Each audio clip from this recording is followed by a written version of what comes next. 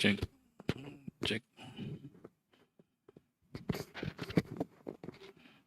cek.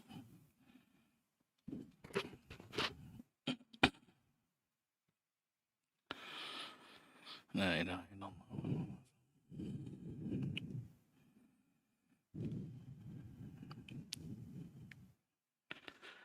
Bismillahirrahmanirrahim. Assalamualaikum warahmatullahi wabarakatuh.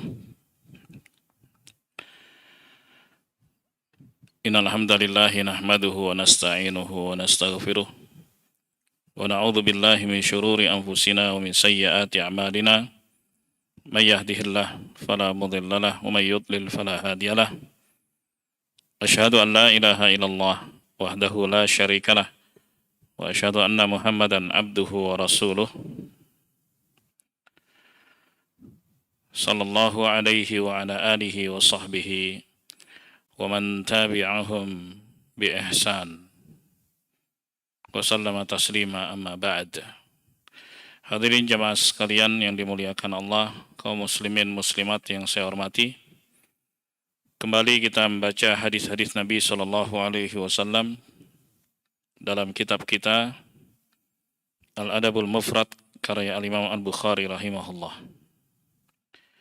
Kali ini sampai pada ucapan Al-Imam Al-Bukhari, babun idza haddatsa ar-rajulul qauma la yuqbilu ala wahidin. Bab apabila seorang berbicara dengan sejumlah orang, hendaknya tidak menghadap hanya kepada salah satu dari mereka.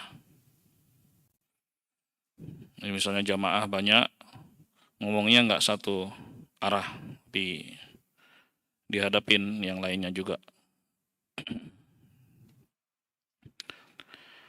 Qala rahimahullah an Habib bin Abi Thabit qala kanu yuhibbuna idza haddatha ar-rajulu an la yuqbila 'ala ar-rajuli al-wahid walakin liya'ummahum. Dari Habib bin Abi Thabit, beliau mengatakan adalah para sahabat ridwanullah alaihim ajma'in, mereka senang jika ada salah seorang berbicara di hadapan banyak orang, itu tidak menghadap kepada salah satu dari mereka, ya, dihadapi semuanya, agar masing-masing mendapatkan porsi dan bagiannya, dan agar masing-masing juga merasa mendapatkan perhatian. Nah, dan di dalam athar ini terdapat anjuran untuk ihtiramus syu'ur,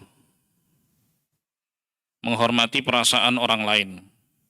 Ya, sebab ketika seorang menghadap ke satu arah, yang lain merasa tidak diperhatikan, itu akan ada rasa nggak enak.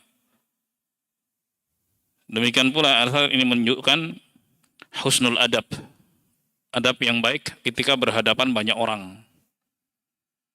Sekaligus izalatul wasawis, menghilangkan waswas, yaitu bisikan-bisikan setan yang bisa saja hinggap pada masing-masing orang.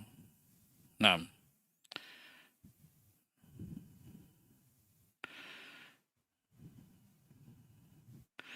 idh qad yubghid ba'duhum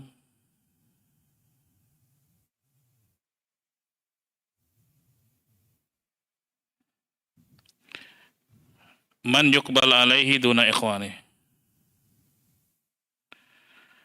di mana sebagian orang bisa saja enggak suka ketika orang tersebut hanya menghadap kepada sebagian saja, tidak kepada yang lain.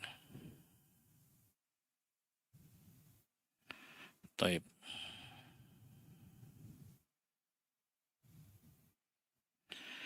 Oh, ini kelewatan ya.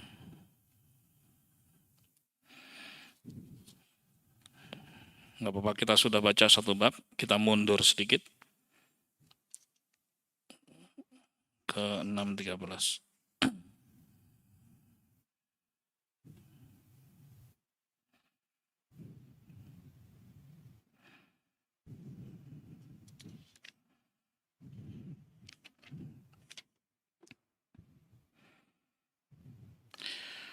Qala al-Imam al-Bukhari rahimahullah, babul ghina, bab tentang nyanyian.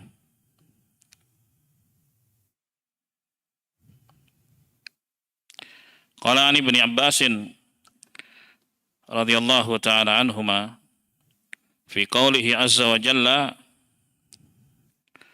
wa minan nasi man yashtari lahwal hadits. Surat Luqman ayat 6. Ya.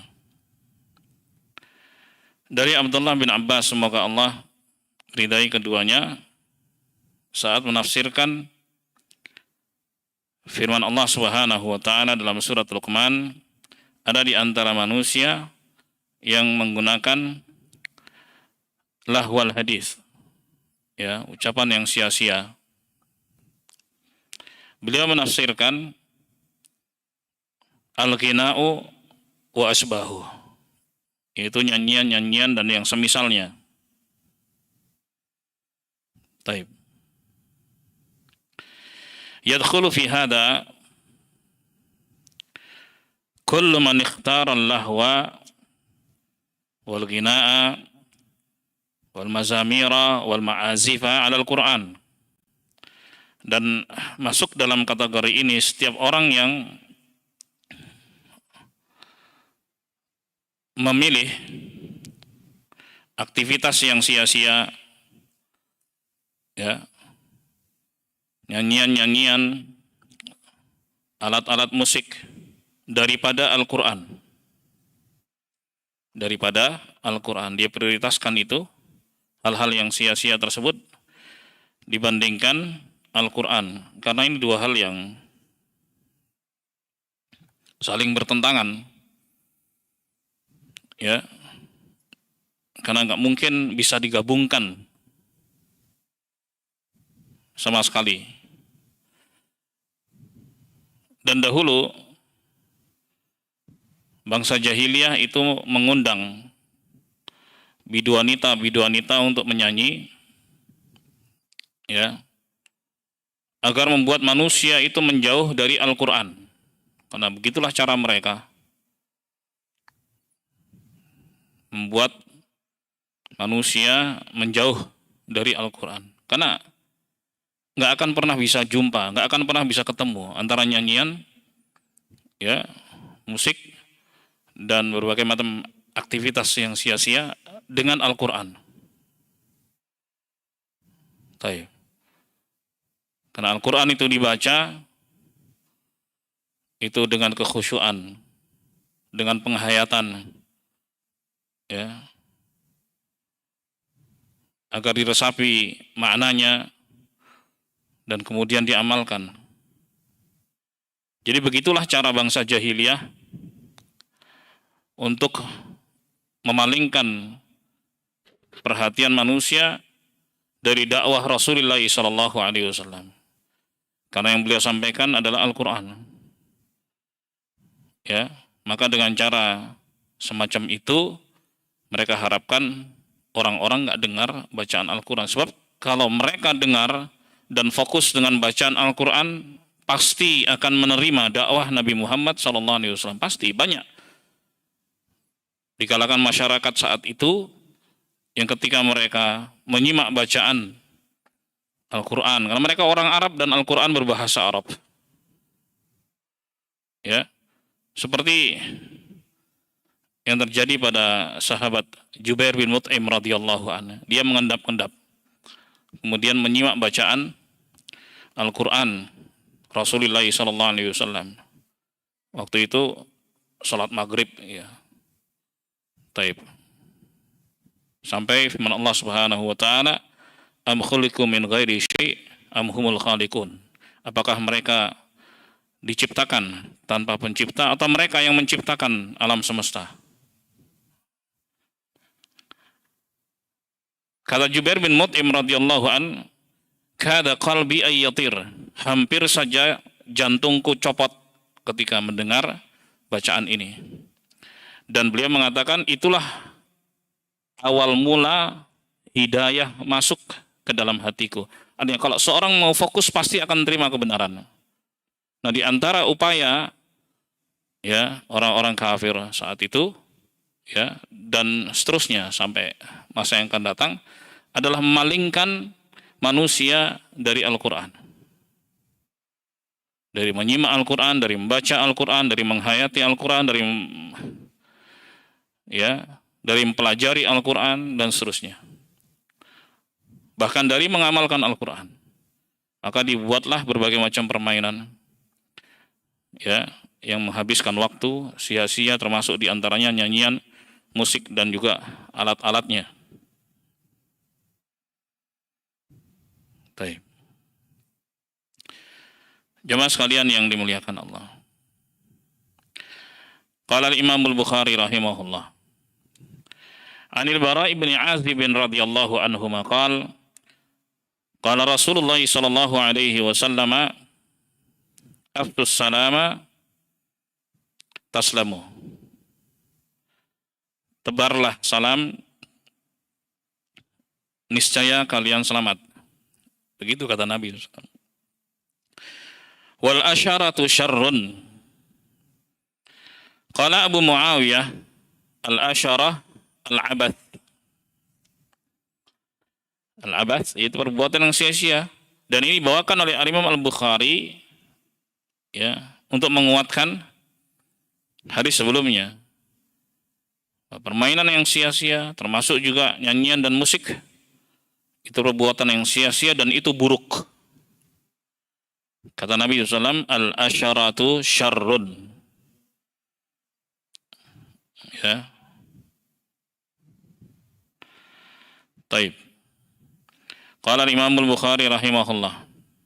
Bab berikutnya.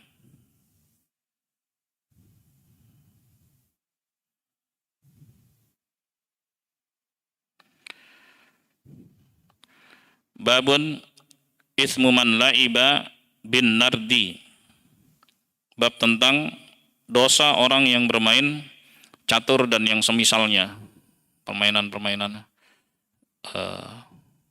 catur atau dadu, ya, dilempar kemudian main dan seterusnya. Nah, Al-Bukhari berpandangan bahwa mereka yang melakukan perbuatan ini, ya, berdosa. Karena itu adalah perbuatan yang sia-sia, menjauhkan manusia dari jalan Allah, menjauhkan manusia dari belajar Islam yang harus dipelajari oleh setiap muslim, oleh setiap pemeluknya, tentang apa maunya Allah Subhanahu wa taala. Ya. Qala Nabi Musa al-Asy'ari radhiyallahu anna Rasulullah sallallahu alaihi wasallam qala man la'iba bin nardi faqad 'asa Allah wa rasulah. Barang siapa yang bermain, ya, dadu dan yang semisalnya. Kalau kita kan ada catur, ular tangga, ada apa segala macam itu. Zaman dulu permainan-permainan seperti itu. Maka dia durhaka. Maka dia durhaka kepada Allah dan Rasulnya. Dia durhaka kepada Allah dan Rasulnya. Baik.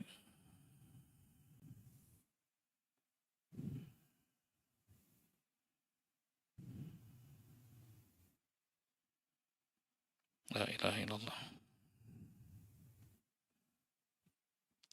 Qala rahimahullah. An Abdullah bin Mas'ud radhiyallahu an. Qala iyyakum wa hatainil ka'bataini al-mawsumataini allataini tuzjarani zajra fa innahuma minal maisir. Dari Abdullah bin Mas'ud, semoga Allah meridainya, beliau mengatakan, hati-hati kalian dari dua benda ini, yaitu benda berbentuk kubus yang ada titik-titiknya, titik 1, titik 2, titik 3, apa itu? Dadu, ya, bentuknya kubus. Kubus disebut apa? Ka'bah. Ka'bataini, Ka'bah, kubus. Ya. Al-mausumatain, ada tanda-tandanya di situ atau titik-titiknya di situ, titik 1 sampai titik 6. kan begitu kan? Di setiap sisinya.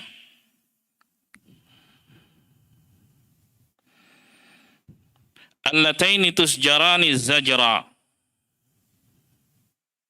Allataini tusjarani zajra. Taib yang dikocok. Itu tusjarani zajra, yang dikocok dengan kuat.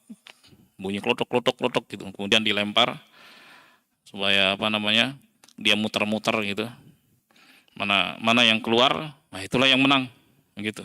Atau itulah yang dijalankan. Fa innahuma minal maisir. Sebab keduanya termasuk dari judi. Keduanya termasuk dari judi. Baik. Qala rahimahullah. Berikutnya. An Buraidah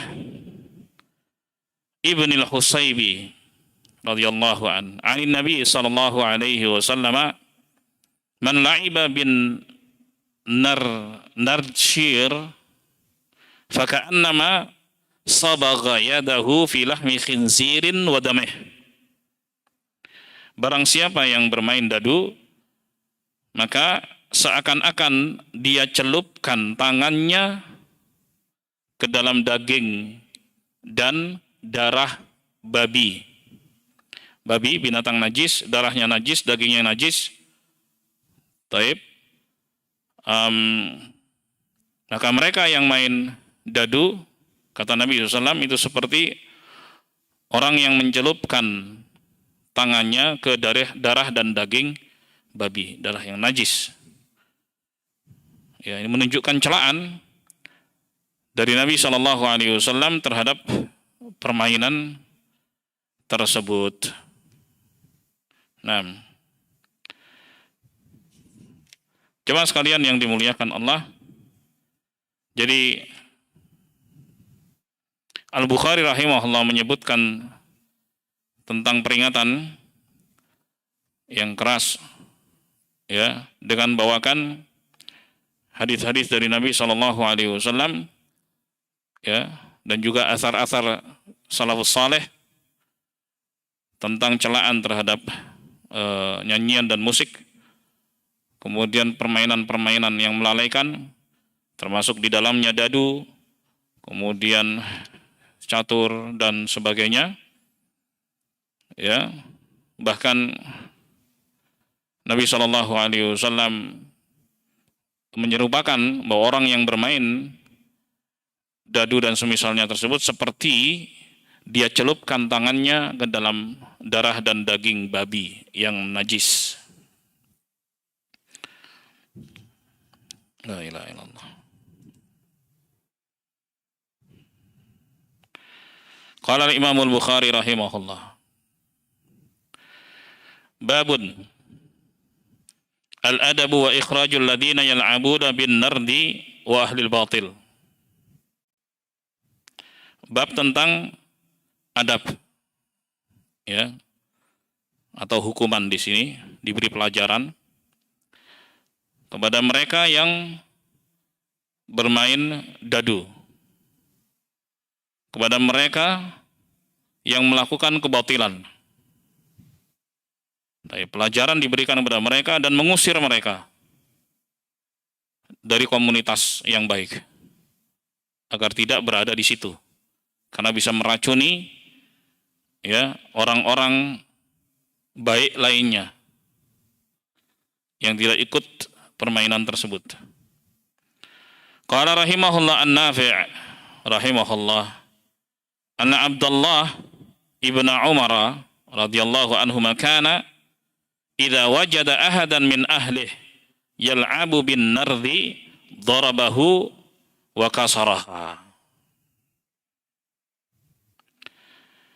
Adalah Abdullah bin Umar, semoga Allah meridai keduanya, jika mendapati ada salah seorang keluarganya atau anggota keluarganya yang bermain dadu, beliau memukulnya dan menghancurkan permainan tersebut. Jadi dihancurkan, bukan dipiara, dihancurkan.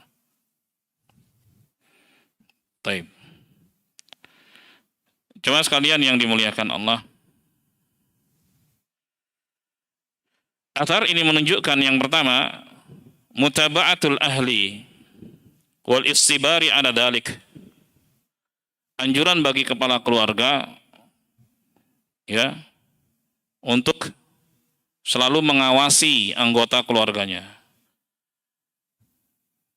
Karena dialah yang diperintah oleh Allah Subhanahu wa taala, ya ayyuhalladzina amanu qu anfusakum wa ahlikum nara. Wahai sekalian orang yang beriman, jagalah diri-diri kalian dan keluarga kalian dari api neraka. Ali bin Abi Thalib radhiyallahu an mengatakan, addibuhum wa allimuhum. Didik dan ajari mereka dengan ilmu agama. Begitu bentuk penjagaannya. Di antaranya juga adalah pengawasan terhadap aktivitas mereka. Ya. Nah, ini yang contohkan oleh Abdullah bin Umar radhiyallahu anhuma ketika beliau mendapati ada di antara anggota keluarga yang melakukan kebatilan ya dan kedurhakaan, maka dihukum. Dan di antara bentuk hukumannya adalah dengan dipukul. Lalu bagaimana bentuk pukulannya? Pukulan mendidik itu adalah darb ghair mubarrih. Pukulan yang tidak berbekas. Itu pukulan mendidik. Adapun barang yang menjadi sebab kebatilan itu dilakukan, maka dihancurkan supaya enggak tersisa dan tidak dipakai oleh yang lain nanti. Ya, supaya tidak tertinggal di situ dan tidak dipakai oleh anggota keluarga yang lainnya. Sebab kalau masih disimpan, suatu saat bongkar-bongkar gudang misalnya, ya apa ini? Dimainin. Balik lagi begitu. Nah, tidak dilestarikan, tidak disimpan, tapi dihancurkan, dimusnahkan. Dan caranya macam-macam, entah dikubur, entah ya macam-macam caranya. Dipatahkan dan sebagainya.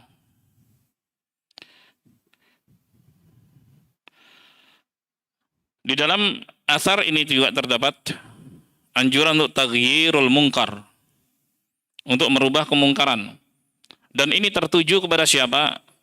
Kepada mereka yang punya kuasa. Mereka yang punya kuasa. Sebagaimana dalam hadis Nabi SAW, man ra'a minkum munkaran falyughayyirhu biyadihi. Barang siapa di antara kalian yang melihat suatu kemungkaran, maka rubahlah dengan tangannya. Ya, siapa yang bisa merubah dengan tangan dan kuasa? Mereka yang punya kuasa. Kepala keluarga di tengah keluarganya. Gitu. Fa illam tastati' fa bilisanih. Kalau enggak bisa merubah kemungkaran dengan tangan, maka dengan lisan, memberikan nasihat. Fa illam yastati' fa biqalbih. Kalau enggak bisa, maka dengan hatinya. Wa dzalika adhaful iman, dan yang demikian itu termasuk dari lemahnya keimanan. Jadi yang paling lemah keimanan itu merubah kemungkaran di dalam hati. Dan siapapun bisa untuk untuk mengingkari kemungkaran dalam hati. Siapapun bisa. Taib. Bentuknya bagaimana? Ya dia tidak ikut hadir dalam majelis kemungkaran tersebut. Dia harus keluar, harus walk out dari tempat itu. Kalau dia tetap berada di majelis itu dan mengatakan saya mengingkari dalam hati, itu enggak benar. Karena orang lain akan melihat justru dia sebagai supporter atau pendukung kemungkaran itu. Ya. Tapi kalau dia pergi dari situ, dan itu mudah bagi dia, karena dia punya kuasa atas dirinya, pergi aja, maka menunjukkan bahwa dia enggak sepakat dengan kemungkaran itu dan dia harus tinggalkan kemungkaran itu. Dan itu selemah-lemah iman. Saya beri contoh, misalnya seorang kepala keluarga, ada kemungkaran tentang keluarga, dia bisa gunakan kekuatannya, kuasanya untuk merubah kemungkaran itu di dalam rumahnya. Dia punya teman tinggalnya di sebelah rumah dia. Ada kemungkaran di sebelah. Bisa nggak dia rubah kemungkaran itu dengan tangannya dan kuasanya? Nggak bisa. Kenapa? Karena dia nggak punya kuasa. Paling dia ngasih tahu aja. Wahai teman, begini-begini, mestinya begini-begini. Jangan lakukan itu dosa, ada ancamannya begini-begini dari Allah dan Rasulnya. Selesai itu. Selesai tugasnya. Sampai di situ. Tapi yang ngerubah dengan tangan nggak bisa. Karena dia nggak punya kuasa. Jadi, apa yang dilakukan Abdullah bin Umar di sini radhiyallahu taala anhuma, karena beliau punya kuasa. Beliau luruskan ya kekurangan-kekurangan pada anggota keluarganya. Nah, jemaah sekalian yang dimuliakan Allah.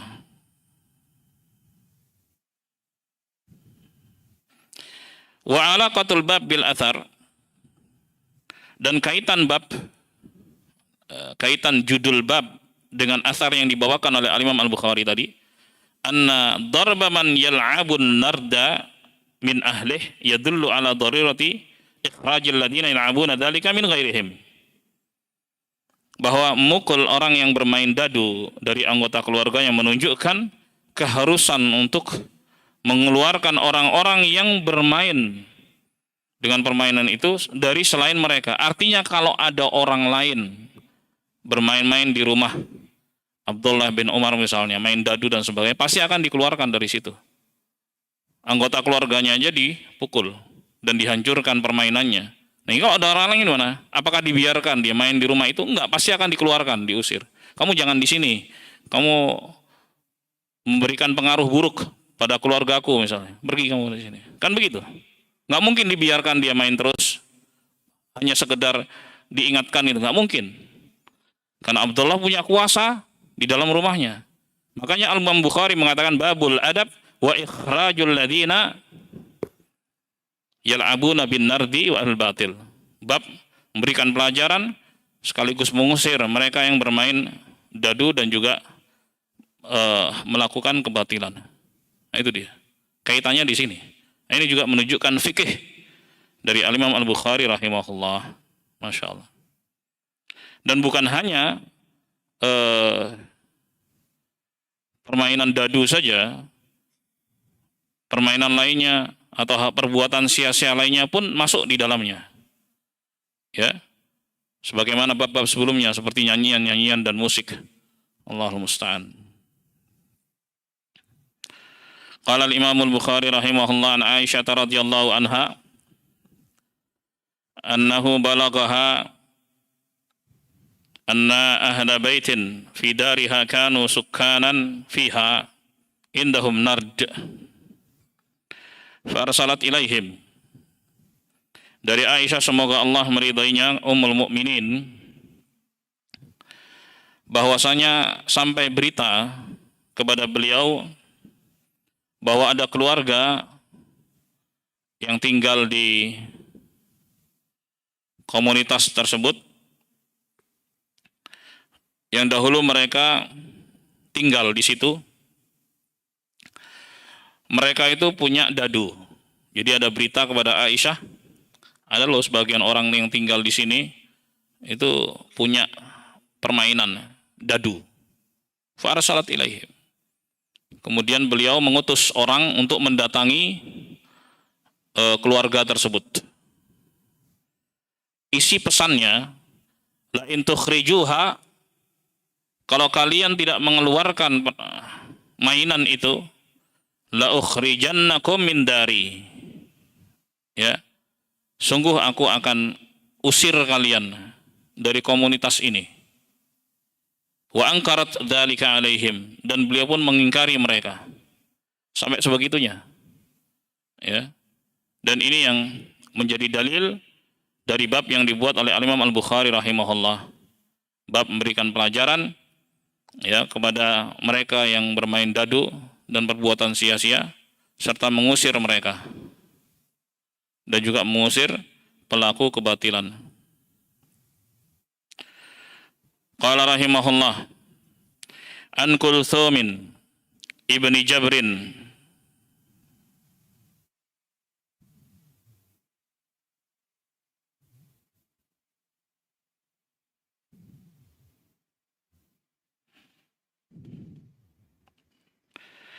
dari Kulthum bin Jabr,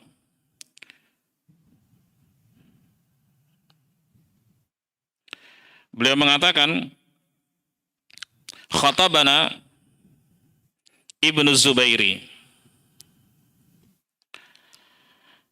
Suatu ketika Ibnu Zubair, yang dimaksud di sini adalah Abdullah Ibnu Zubair radhiyallahu taala anhu yang waktu itu menjadi gubernur Mekah. Ya, sebagai pemimpin dan penguasa suatu negeri biasa memberikan arahan-arahan kepada rakyatnya, kepada masyarakat yang tinggal di situ. Jadi Abdullah ibn Zubair radhiyallahu anhuma berkhutbah di hadapan kami.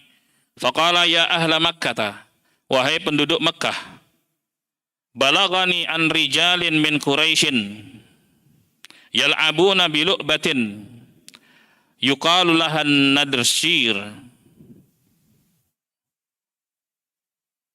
Ya, wahai penduduk Mekah, telah sampai berita kepadaku tentang sejumlah orang Quraisy yang bermain suatu permainan yang disebut nadrsyir, wa kana a'sar. A'sar itu kidal, ya, lebih dominan tangan kiri itu kidal. Biasanya orang kan punya dominan kanan, ini namanya kidal. Taib. Jadi orang itu kidal, suka main dadu. Taib. Qala Allah Ta'ala, ingat ya, Allah Subhanahu wa Ta'ala berfirman, innamal khamru wal maisir, hanya saja khamr, ya, suatu yang memabukkan, apa saja, bukan hanya cairan, bubuk juga termasuk, ya. Itu apapun yang memabukkan itu disebut khamr. Khamr itu yang menutup akal sehat itu jadi nggak berfungsi, maka disebut khamr. Jadi kalau diterjemahkan minuman keras itu sempit, ya. Tapi ya nggak masalah dengan terjemahan tersebut, tapi maknanya luas. Jadi bukan hanya dalam bentuk cair saja, bentuk bubuk, bentuk daun juga. Kalau itu khamr, membuat akal sehat tertutup, ya, maka itu najis dan termasuk amalan setan. Wal maisir, diingatkan di situ. Maisir judi, dadu dipakai untuk berjudi. Surat Al-Maidah 90. Ya. Jadi Abdullah ibn Zubair mengingatkan penduduk Mekah, aku dengar ada orang di antara kalian, orang Quraisy nih, main dadu. Ingat firman Allah Subhanahu wa Ta'ala, gitu ya. Wa inni ahlifu billah la uta bi rajulin la'iba biha illa aqabtuhu fi sya'rihi wa basyarihi wa ataitu salbahu liman atani bihi. Ya. Sungguhnya aku bersumpah menyebut nama Allah Subhanahu wa Ta'ala, tidak ada seorang pun yang tertangkap, ya, dari mereka yang sedang bermain dadu, melainkan pasti aku akan hukum pada rambutnya, pada kulitnya, dihukum tuh. Hukumannya keras, ya. Pada rambutnya, pada kulitnya. Baik. Wa ataitu salbahu liman atani bihi, dan aku akan beri imbalan, ya, berikan imbalan bagi yang berhasil menangkap orang-orang tersebut. Kasih imbalan. Masya Allah. Kalau seandainya dalam proses penangkapan itu sampai mati misalnya, maka akan dibayar diatnya, uang darahnya sama pemerintah, gitu. Karena ini adalah sayembara umum. Abdullah bin Zubair memerintahkan secara umum pada masyarakat, ya, bukan hanya petugas-petugas atau yang berwenang saja, tapi perintah ini umum kepada seluruh masyarakat untuk betul-betul cari tuh orang, siapapun yang main dadu, tangkap, Ya kalau seandainya dalam proses penangkapan ada perlawanan dan sebagainya mengakibatkan kematian, itu ada uang darahnya. Ya, ada uang darahnya. Dikasih juga imbalan sebegitunya. Kenapa ini juga dalam menjaga masyarakat supaya tidak rusak dengan kemungkaran-kemungkaran dan kemaksiatan-kemaksiatan tersebut. Nah, la ilaha illallah. Qala al-Imam al-Bukhari rahimahullah. An Abdullah bin Amr bin Al-As radhiyallahu taala anhuma qala al-la'ibu bil fissain qimaran. Dari Abdullah bin Amr bin Al-As, semoga Allah meridai keduanya, beliau mengatakan bahwa orang yang bermain dadu fissain, isinya dua biasanya, ya, dua dadu gitu. Qimaran, dia main dadu untuk berjudi.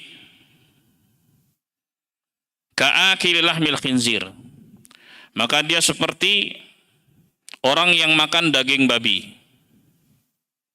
Jadi dia pakai dadu untuk judi, itu seperti dia makan daging babi. Haram. Semua sepakat tahu babi itu haram. Walla'ibu bihima ghair qimarin, tapi main dadu bukan untuk judi. Kal ghamisi yadahu fi damil khinzir, seperti orang yang menyelupkan tangannya ke darah babi. Taib. Ini menunjukkan bahwa itu najis. Permainan itu adalah najis dan merusak. Bukan secara benda. Kalau benda mungkin dalam bentuk kayu atau plastik, ya, bendanya ya nggak najis dari benda plastik ataupun dari kayu. Tapi permainannya itu ya diserupakan oleh sahabat Abdullah ibn Amr bin As, itu najis. Seperti apa? Seorang mencelupkan tangannya ke darah babi yang najis. Kalau main dengan judi, seperti orang yang makan daging babi. Waliyadzubillah. Jemaah sekalian yang dimuliakan Allah. Baik, kita baca pertanyaannya.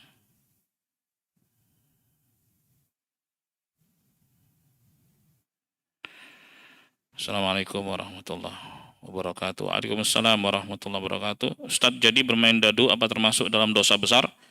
Jazakumullahu khairan. Betul. Ya, termasuk dosa besar. Judi dosa besar.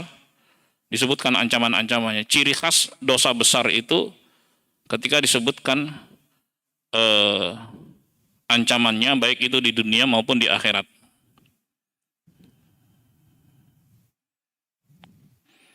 Baik. Berikutnya, Assalamualaikum warahmatullahi wabarakatuh. Waalaikumsalam warahmatullahi wabarakatuh. Barakallahu fikum. Wa fik barakallahu. Ustaz, bagaimana jika di rumah kita sedang ada tamu keluarga begitu? Tamu ini di rumah kita nyetel musik dari HP-nya. Apakah kita boleh melarangnya? Bolehlah, yang punya rumah ingetin. Ya. Terlebih apalagi misalnya orang tua kita yang demikian terkadang suka bingung bagaimana harus dilakukan. Allahul musta'an. Ya, diingatkan pelan-pelan. Ya, diingatkan. Yang kedua, dan bagaimana kalau kita sedang silaturahim ke rumah orang tua atau keluarga dan di sana diperdengarkan musik atau kemungkaran, apa yang sebaiknya dilakukan? Ya, lakukan silaturahim, kemudian batasi waktunya, selesai ya pulang, sambil mungkin kasih nasihat-nasihat ringan begitu. Kemudian pulang, nanti balik lagi datang sesuai dengan waktu yang ada. Kalau seandainya ada kemungkaran, dibatasi waktunya untuk kemudian pulang. Diingatkan juga. Jadi silaturahim itu adalah kesempatan untuk saling mengingatkan. Mengingatkan aja. Rasulullah bilang begini, Allah Subhanahu wa taala bilang begitu, dan seterusnya. Demikian, wallahu a'lam bishawab. Ada pertanyaan situ? Enggak ada? Mungkin jamaah ada yang mau tanya sebelum kita lanjutkan? Bismillah. Nah kan? Saya ingin menanyakan tentang yang sedang ramai dibicarakan, dalil diperbolehkannya bermusik, yang mana diambil dari surah Asyura, di mana ayat itulah menjadi dalil dibolehkannya bermusik. Karena Asyura itu artinya syair-syair, syair-syair kemudian menjadi dendang, didendangkan kemudian diiringi alat musik, maka dai itu mengatakan bahwa musik itu diperbolehkan berdasarkan dalilnya surat Asyura itu. Ya. Bagaimana pandangan Ustaz? Ya udah dibacain tadi, udah selesai. Nggak perlu dari saya. Kita udah baca hadisnya, baca asarnya, selesai. No debat. Gitu aja. Nanti pelintar-pelintir, bikin gaduh ya. Jadi apa yang sudah dibaca selesai. Dengar kita bersama tadi, ada rekamannya juga, selesai. Gitu kan? Lebih enak gitu. Daripada ribut-ribut. Allahu musta'an. Sekarang jamaah sekalian yang dimuliakan Allah. Kalau orang, ini penting ya. Ini, saya mau tanya ini. Ada orang konsumsi khamr. Taib. Dan dia sadar itu haram. Yang kedua, ada orang dia nggak mau konsumsi khamr, tapi bukan karena haram, akan tapi karena pengaruh pada kesehatannya. Oke, mana yang dosanya lebih gede? Saya ulangi ya, ada orang konsumsi khamr, tapi dia tahu khamr itu haram, dia tahu, dia sadar. Terus orang yang kedua, dia nggak konsumsi khamr, tapi tidak berkeyakinan bahwa khamr itu haram. Mana yang dosanya lebih gede? Hah? Yang kedua. Kalau seorang berbuat maksiat, dia sadar itu maksiat, itu haram. Mudah-mudahan dia tobat nanti. Jelas ya? Karena dia sadar itu maksiat. Tapi kalau orang nggak sadar bahwa itu maksiat, mungkin ada sebagian orang yang masih terpengaruh, ya, masih terpengaruh dengan sesuatu yang haram. Tapi dia tahu itu haram. Ini tinggal minta pada Allah Subhanahu Wa Taala agar dijauhkan dari yang haram. Walaupun orang itu nggak suka dengan yang haram tadi, misalnya musik tadi, ya misalnya ini. Tapi dia tinggalkan itu bukan karena keharamannya. Saya lebih suka yang ini deh gitu. Bukan karena keharamannya. Beda nggak dengan orang yang menyadari bahwa itu haram? Jelas beda. Ngerti ya jemaah? Baik. Jadi mungkin saja sebagian masih terpengaruh, masih ada suasana-suasana masa lalu dan sebagainya. Tapi dia tahu itu haram. Dia tahu itu haram. Dia tetap akan berusaha, ya Allah jauhkan saya dari yang haram ini. Dia akan mohon pada Allah Subhanahu Wa Taala. Tapi ketika seorang tidak mengatakan bahwa itu haram, padahal itu haram. Walaupun dia mungkin meninggalkannya sekarang, suatu saat dia bisa terjatuh ke dalamnya. Dan itu berbahaya. Ini masalah keyakinan. Oleh sebab itu Abdullah bin Mas'ud radhiyallahu an juga pernah memberikan analogi begini. Ya. Bersumpah menyebut nama Allah tapi dusta. Dibandingkan dengan bersumpah menyebut nama selain Allah tapi jujur. Mana dosanya yang lebih gede? Ada yang bisa jawab? Saya ulangi ya. Bersumpah dengan menyebut nama Allah tapi bohong, dusta dia, sumpah palsu ya. Yang kedua, bersumpah menyebut nama selain Allah tapi jujur. Mana dosa yang lebih besar? Apa jawabannya? Apa Pak? Kenapa alasannya? Coba sekali lagi ya. Ini analogi banyak, contoh-contoh banyak, dan ini yang banyak beredar juga. Mungkin perlu perhatian dari sisi ini, ya, dari sudut ini. Ya, saya ulangi ya. Bersumpah dengan menyebut nama Allah. Benar. Kan ya, kalau bersumpah ya hanya menyebut nama Allah Subhanahu wa taala. Tapi isinya kedustaan, kepalsuan, berarti sumpah palsu. Oke? Jadi yang pertama sumpah palsu. Yang kedua nih, bersumpah menyebut nama selain Allah walaupun dia jujur. Ini dosa, yang ini dosa enggak? Dia jujur loh. Kenapa? Kenapa tetap dosa? Karena dia bersumpah menyebut nama selain Allah. Rasulullah mengatakan, ya, man halafa bi ghairillahi faqad asyrak au kafar. Barang siapa yang bersumpah menyebut nama selain Allah, maka dia berbuat kesyirikan atau kekufuran. Dosanya gede mana? Yang pertama atau yang kedua? Yang kedua, betul. Karena yang kedua adalah syirik. Ya, entah itu syirik kecil atau besar tergantung dari keyakinan dia ketika dia sebut sumpahnya. Sementara yang pertama tadi adalah dosa besar. Oke? Saya kasih analogi lagi tadi. Seorang mengkonsumsi khamr. Dia konsumsi khamr, tergoda dan sebagainya, tapi dia tahu itu haram. Dengan orang yang tidak mengkonsumsi khamr, tapi dia tidak merasa bahwa khamar itu haram, atau tidak berkeyakinan bahwa khamar itu haram. Mana dosanya yang gede? Yang kedua, karena khamar itu haram. Baik. Keterangan tentang musik, ya tadi disebutkan ya, dalam hadis-hadis, celaan-celaannya, baik, dan menunjukkan itu haram. Ya, menunjukkan itu haram. Ada orang yang masih melakukannya, tapi dia sadar bahwa itu haram. Beda nggak dengan mereka yang tidak melakukannya, tapi tidak merasa dan tidak berkeyakinan bahwa musik itu haram? Mana yang lebih bahaya? Yang kedua. Karena yang pertama kenapa? Dia sadar itu haram. Mungkin dia terlena, tergoda, kemudian dia dengarkan dan sebagainya. Dia sadar itu haram. Astagfirullah, astagfirullah. Kok begini ya? Ya Allah, jauhkan saya dari yang haram. Gitu. Tapi yang satu, dia nggak mau dengerin, tapi bukan karena haramnya. Tentang keharamannya jelas kita dengarkan tadi bersama, ya, ayat-ayat, hadis-hadis maupun asar-asar tentang hal itu. Selesai. Cukup dengan itu. Ya.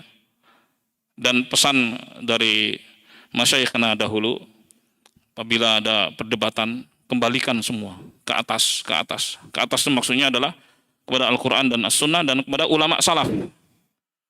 Kepada salafun as-salih, para sahabat ridwanullah alaihim ajma'in, dan kepada para a'immah seperti Al-Imam Abu Hanifah, Al-Imam Malik, Al-Imam Syafi'i, dan juga Al-Imam Ahmad rahimahumullahu jami'an. Kembalikan ke sana, jangan ikutin yang di bawah. Banyak sekali nanti perdebatan sana sini, balikin ke atas.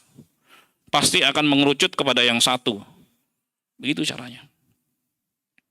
Akan hilang perdebatan itu. Dan bagi saya sudah cukup tadi. Apa yang dibawakan oleh Al-Imam Al-Bukhari rahimahullah itu sudah cukup menunjukkan bahwa itu harus dijauhi dan hukumnya haram. Wallahu a'lam bishawab. Demikian.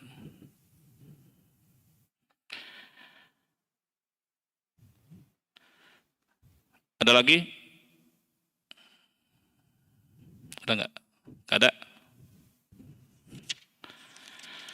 Baik, kita baca satu bab lagi.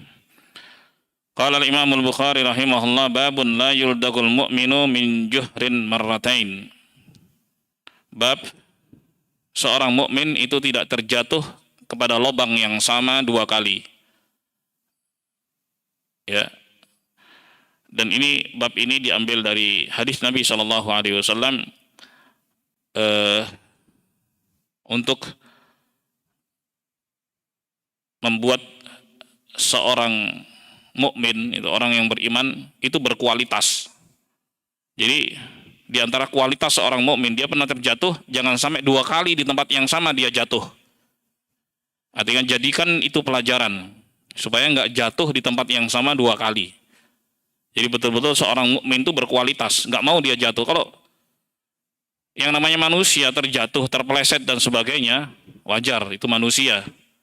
Tapi kalau 2 kali, ya itu bukan mukmin yang baik. Mukmin yang baik dia akan jadikan kejatuhannya ya pada suatu kali gitu menjadi pelajaran untuk tidak jatuh ke tempat yang sama di kali berikutnya.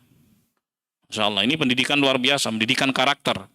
Bahwa seorang mukmin, seorang yang bisa mengambil pelajaran masa lalu untuk masa depan yang lebih baik, dan dia nggak ingin jatuh ke tempat yang sama 2 kali.